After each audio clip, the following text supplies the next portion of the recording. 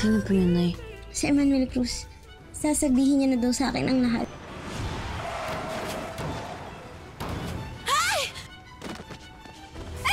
Ano sa tingin mo? Buhay pa si Eman? Tingin ko, sir, hindi na yun. Malakas ang pagkabangga ako sa kanya. Alamin mo yung kung saan hospital siya dinala. Yes, sir. Pero ang pinakatanong sa isip ko, alam ba ni Lucas na lalantad na si Eman kay Onay? Nay, sobrang sama ng taong nakabangga sa kanya. Hindi mo lang siya tumigil para tumulong. Kung sino man siya, hayop siya. Sir, hindi mo maganda pakiramdam ko sa ganyan. Isipin niyo, sir, oh. Hindi lang siya magsasalita. Tsaka siya na-aksidente. Mrs. Cruz, he is in coma dahil po sa head trauma. But we are hoping na magising siya within a few days. Naiintindihan ko naman po si Eman eh. Hindi naman po kasi madaling aminin sa pamilya mo na may nagawa kang kasalanan. Ang importante po, gusto niya na akong tulungan ngayon. Anong ginagawa mo rito? Papalala ko lang sa'yo na kahit anong mangyari, walang magsasalita. Natalie, sorry na talaga. Nagulat lang talaga ako dun sa palaka. Eh bakit naman kasi may sumulpot na palaka doon? Mommy, di ba nga nagpunta sila Aling Onay sa bahay? Baka naka-attract ng frogs. Good one. That's so mean and funny.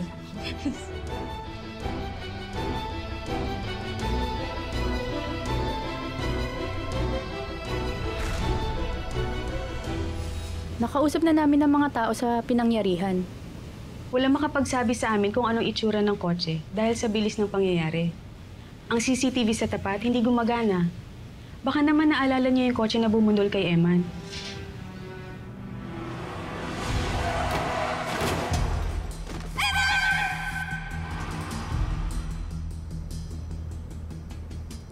Nay, di ba itim po yung kulay ng kotse? Naalala niyo po ba? Tama ho si Myla. Kulay itim nga ho yun. Nakita niyo ba yung plate number? O kaya yung modelo ng sasakyan? Hindi ko rin nakita yung plate number eh. Hindi ko rin mo alam kung anong kotse yun o model.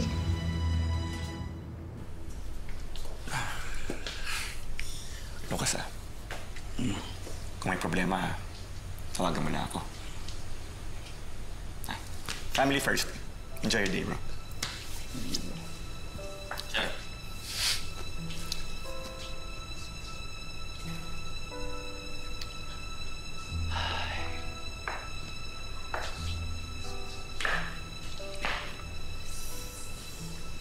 Siya, sa palagay niyo, siya ba yung sumag-asa kay Eman? Malamang hindi daw dahil kanina pa siya nandito at wala raw siyang alam tungkol sa nangyari kay Eman. Eh, bakit po siya nagpunta rito? Hinahanap niya sa akin kasi si Eman. Hindi ko naman pwedeng sabihin sa kanya na nagkausap na kami kagabi. Nahirap na, Hector. Sige siya, pahinga na kayo. Oo, ikaw rin pahinga na. Mukhang hindi pa nag-usap si Lucas at si Eman. Wala siyang kaalam-alam na may nangyari na kay Eman. Sir, kailangan na natin pagawa yung harapan ng sasakyan. Napansin ko kanina merong dent eh. Mukhang dyan sumalpok si Eman. Huwag mo na gamitin tong otong to. Anong balita kay Eman? Wala pa, sir. Pero babalikan ko yung lugar kung saan ko siya binangga. Tatanong ako ron kung saan hospital siya dinala. Sige. Hatid mo na ako sa early dinner kay Papa. Huwag ka nang tumambay doon. Alamin mong lagay ni Eman. Yes, sir.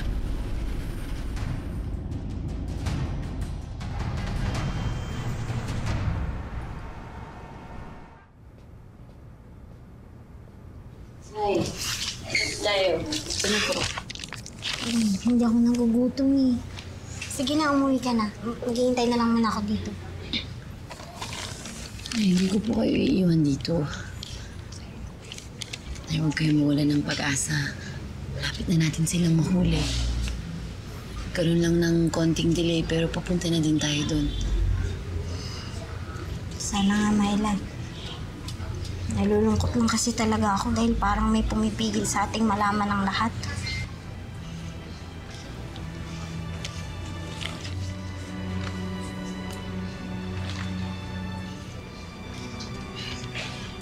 sino ba naman ako para magreklamo? Si Eman nga nag-aagaw buhay dun. Nagdadasal ko na lang talaga na sana gumaling na siya.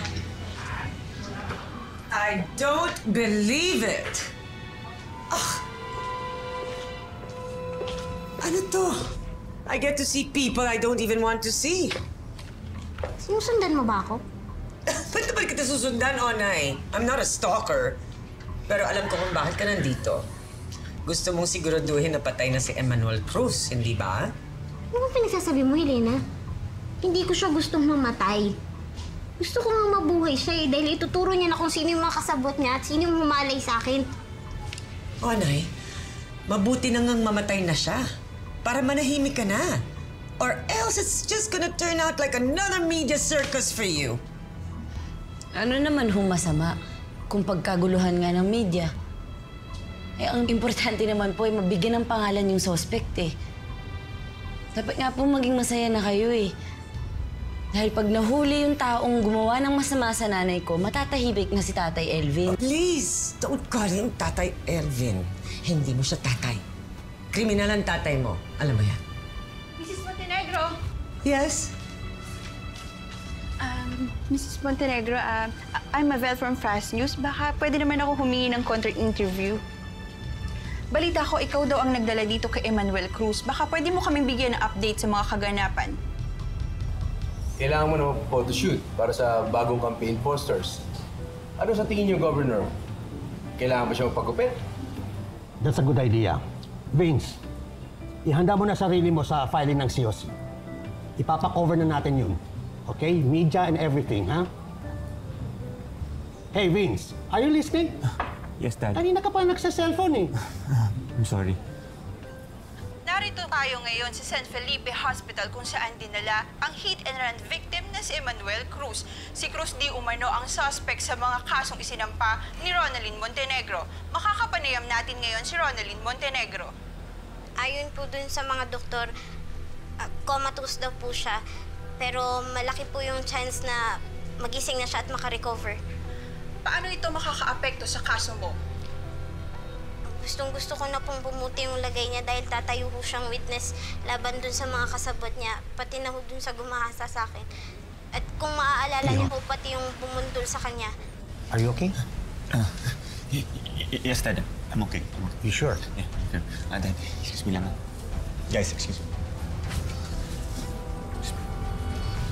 Thank you, Mrs. Montenegro, sa interview sa pagpapaunlak sa amin. Excuse me.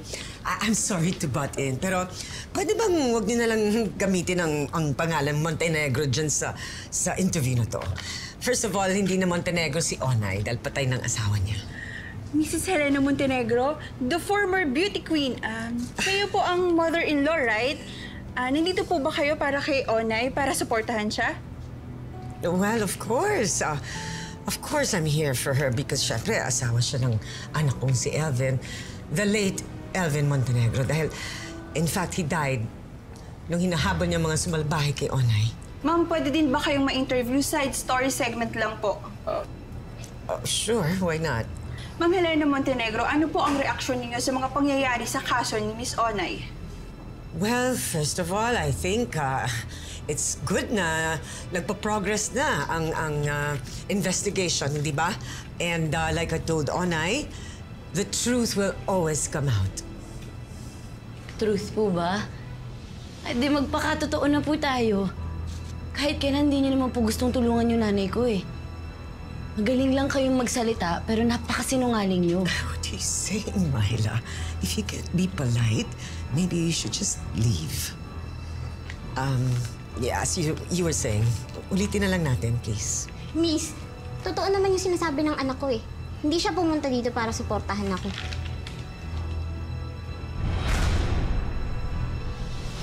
Akala ko ba? Malakas ang pagkapangkang. Masamang damo ata, sir. Bibisita tayo bukas. Walang masamang damo. Tatabasin natin ang ugat. Hospital yun, sir. May makakita sa'yo ron. Samaan mo ako.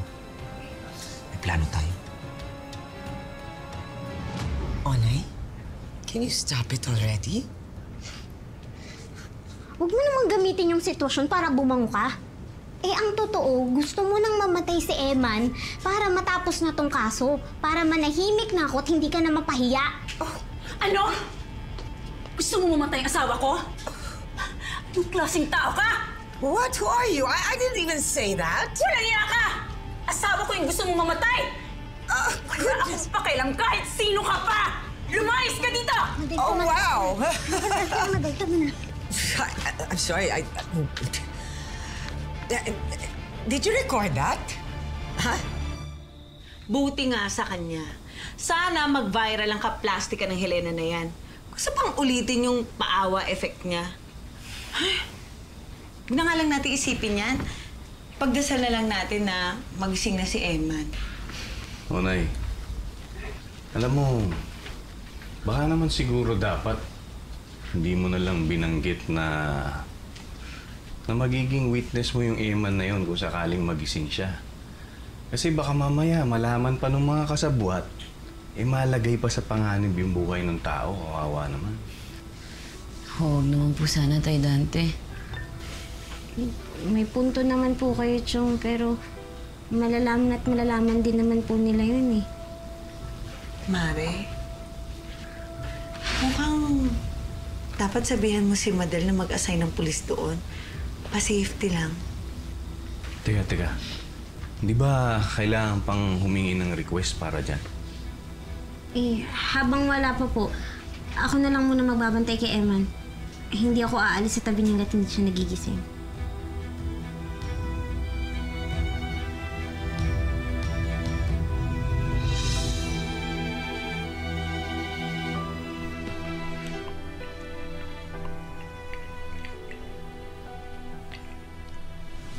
Nakitaan po.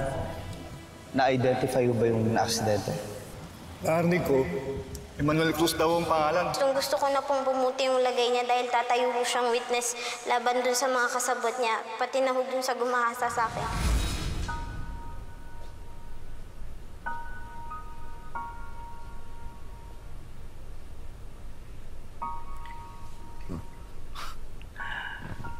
Ginulat mo naman ako, Melda. Are you okay? Yeah, I'm good. You seem a bit different. Tapos lately, mas napapadalas yung pag-inom mo.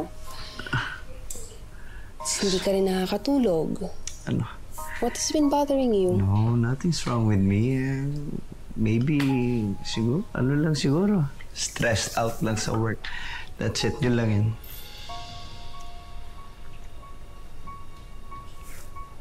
Okay. Okay.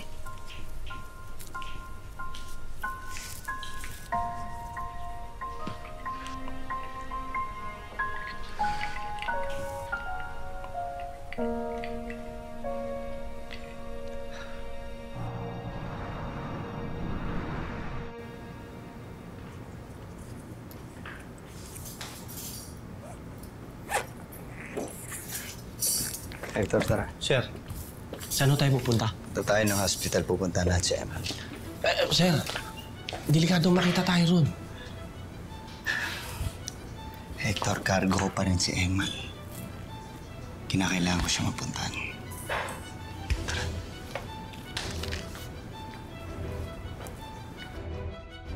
Okay na, sir. Pwede na. Sige.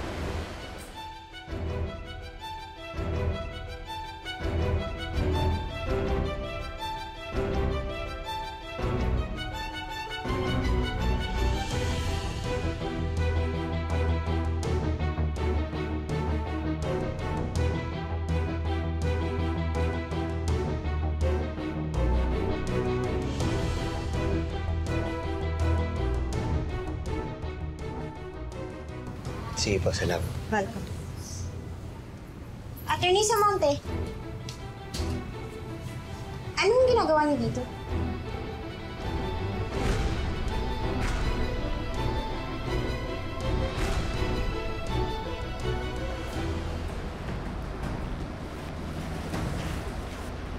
Nurse, bababa lang po ako para papirmahan tong mga forms sa admission. Sandali lang po ako.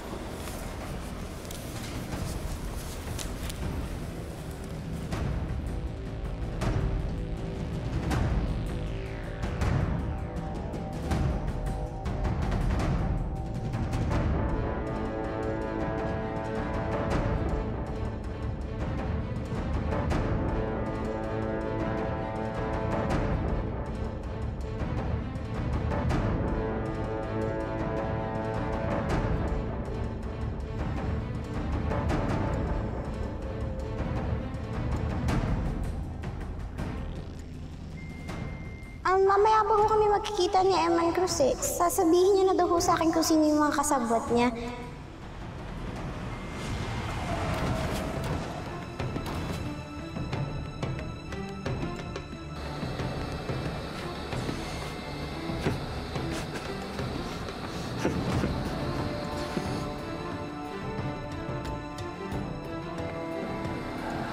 Alam mo, hindi ko alam na ilalaglag mo kami. Naunaan lang si Taco. Kaya hindi na yung matutuloy. Tutuluyan na kita!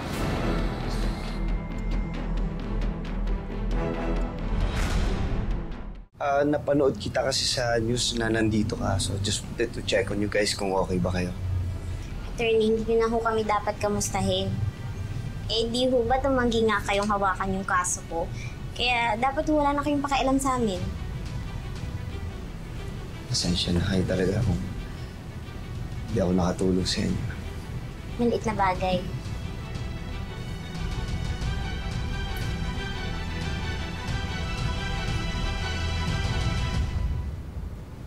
Si Lucas, pasensya na po kayo sa nanay ko ha. Medyo marami lang po talaga kasing nangyayari ngayon eh. Dumagdag pa po yung aksidente ni Eman Cruz. Kamusta na daw yung Eman? May lead na ba ang mga pulis kung sinong bumangga sa kanya? Wala pa po eh. Bukod po sa kumato siya ngayon, bali din po yung mga buto niya sa binti niya eh. Doon po kasi tumama yung sasakyan na bumangga sa kanya. Wala din pong alam yung ibang pulis, kundi yung kulay lang po ng kotse. Itim daw po.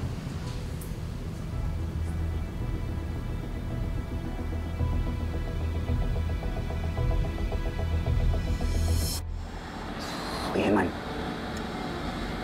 alam kong naririnig mo ako.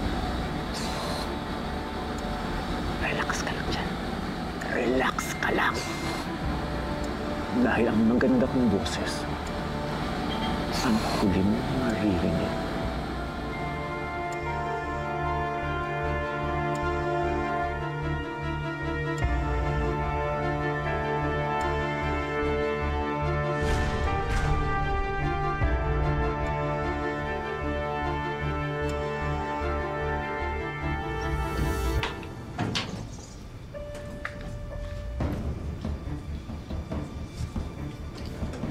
Nurse, dadalaw po ko kay Eman Cruz.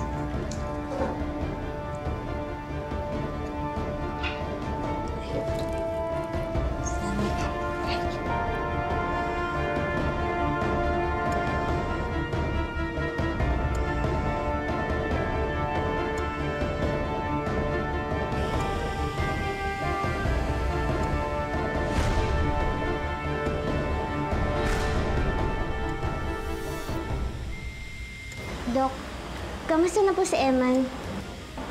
Gising na po ba siya? Oo. Stable naman yung lagay ng pasyente.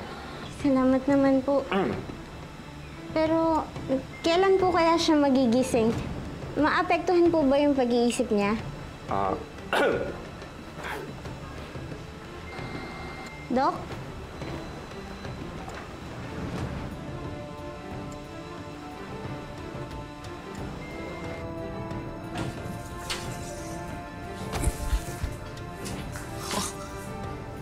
Yun naman si Doc. Dead, ma. Nurse, may bisita po kay Eman Cruz.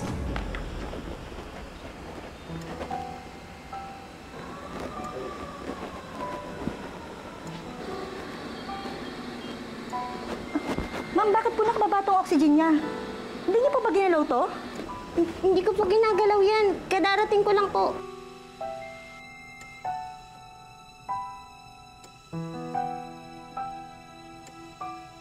Buti na lang dumating ako agad. Kasi kung hindi ko ito napansin, baka namatay ang pasyente. Hindi niyo po ba ito ginalaw? Wala po akong ginagalaw dyan. Baka po yung doktora nandito kanina. Ho? Pero wala pa po si Doktora Medrano. Tumawag po siya sa akin na malilate daw po siya.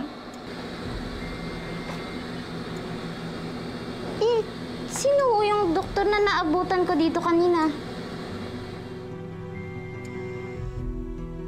Baka naman siguro dapat hindi mo na lang binanggit na magiging witness mo yung Eman na yun kung sakaling magising siya. Kasi baka mamaya malaman pa ng mga kasabwat, malagay pa sa panganib yung buhay ng tao. Kawawa naman.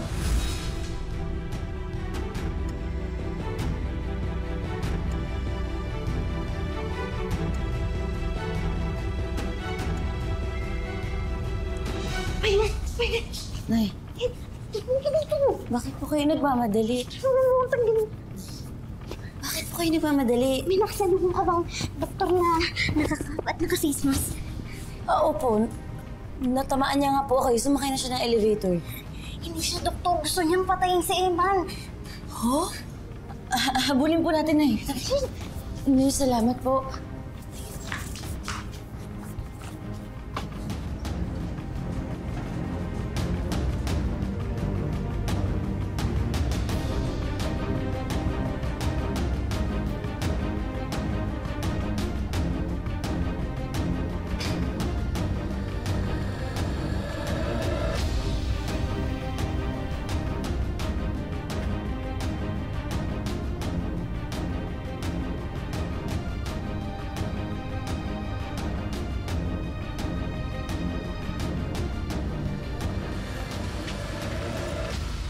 Sir, okay na po?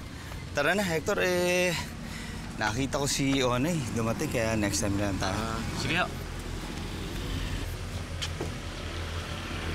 Hector! Sir! Halika.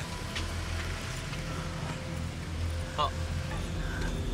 Hindi ba yan si Joel, yung bodyguard ni Vince? Andito rin si Sir Vince? Hindi ko lang sigurado, pero kasi ibang kulay ng dala auto nila eh. Ang auto dinadala ni Vince, yung black na SUV, di ba? Tama, sir. Itim nga yung sasakyan niya. Bukod po sa kumuto siya ngayon, bali din po yung mga buto niya sa binti niya eh. Doon po kasi tumama yung sasakyan na bumangga sa kanya. Wala din po alam yung ibang pulis, kundi yung kulay lang po ng kotse. Itim daw po.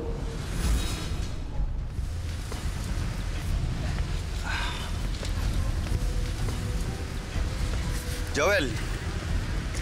Si Vince, asan? May pinuntahan lang sa loob. Mukhang ibang auto dala nyo ngayon, ha? Saan na ba yung black na dinadala lagi ni Vince, yung SUV? Maganda yun. Bisira.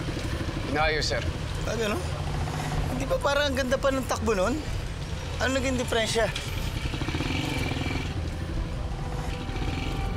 May nahabol po kaming kriminal. Pumasok po ng elevator. Pakisamahan naman. Sige ho, sige ho. Ay, sandali lang ho! Bago ho kayo umalis, sino ho sa inyo yung nanggaling sa 4th floor? Sino ho yung doktor na pumasok sa room 404 sa kwarto ni Emmanuel Cruz?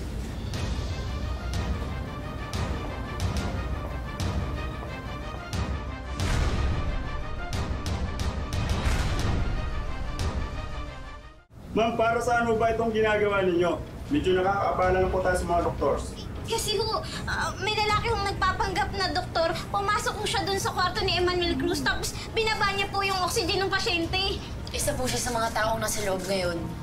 Excuse me, miss, but we have to go. Ay, sandali lang ho. Miss, baka nagkakamali ka. Kailangan na namin umalis. Padaanin mo kami. Late na ako. Sandali lang po. Sandali lang. Sandali lang ho.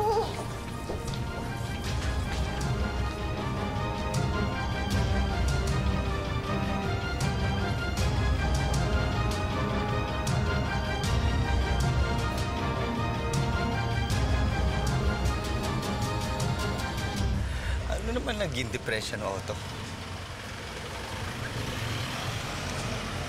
Transmission. Ah, ganun ba?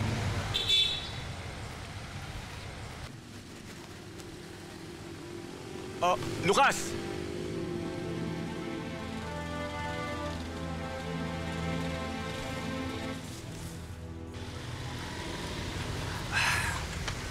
Anong ginagawa mo dito?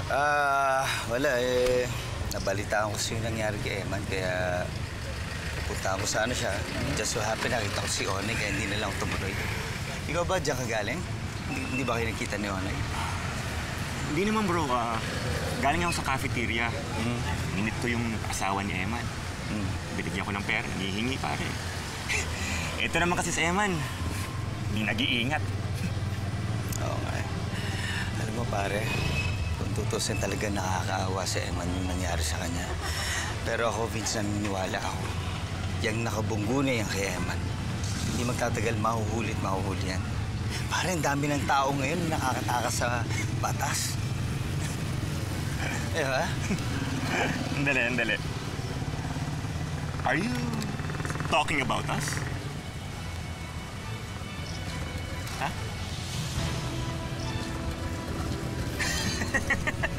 Pare, relax! Pare, maganda dito. Mag-lunch tayo. Sa bahay niyo. Gusto ko matikman yung famous baked pasta ng misis mo.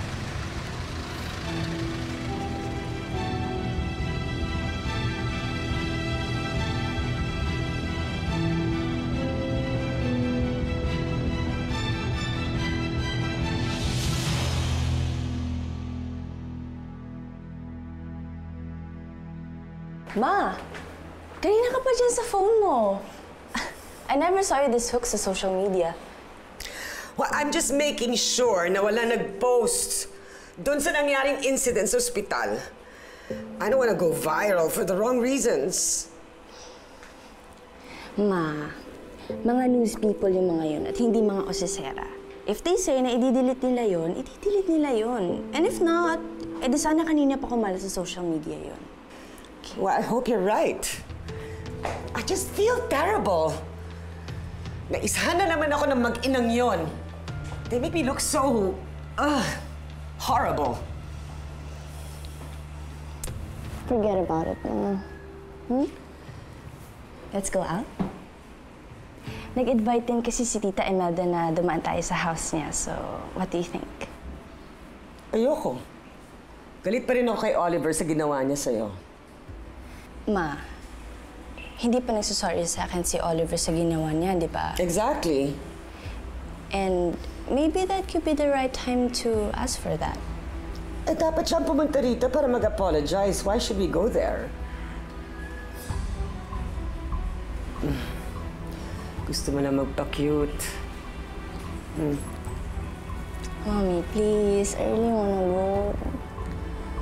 Ay.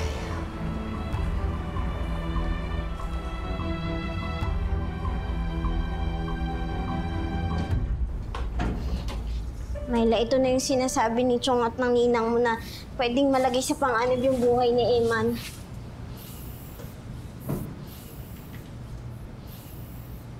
Onay, totoo ba yung sinasabi ng nurse? Ikaw ay nagbaba ng oxygen ni Eman? Madin, hindi ko magagawa yun. Hindi ko naman gustong mamatay yung asawa mo eh. May ibang tao doon pagdating ko. Malamang siya yung gumawa nun. Eh, hindi pa nga siya humarap sa akin siguro para hindi ko makita yung mukha niya. Sinasabi mo ba may gustong pumatay sa asawa ko? Parang gano'n na nga. Nay, bakit hindi po natin i-check yung CCTV? Baka makilala po natin yung taong yun. Sigurado po ko, isa yun sa mga kasabot ni Eman sa kaso.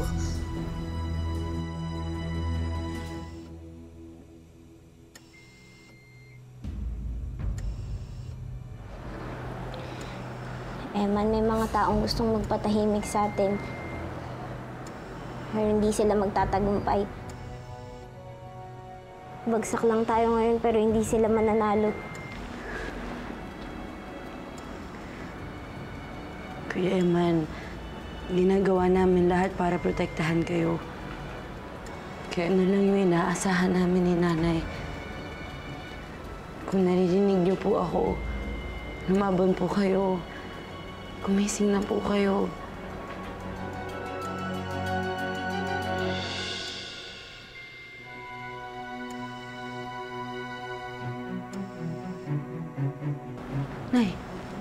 Nay, pinisil niyo po yung kamay ko.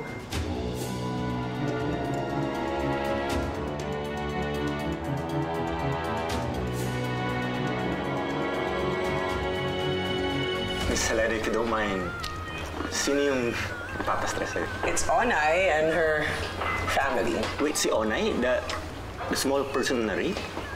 Yes. Si Eman pala, kumusta? Bumubuti na ho, sir. May nagtangka nga po palang pumatay kay Eman. Kaya nga po nag-request na ako ng pulis para magbantay sa kanya. Malakas talaga ang kutob.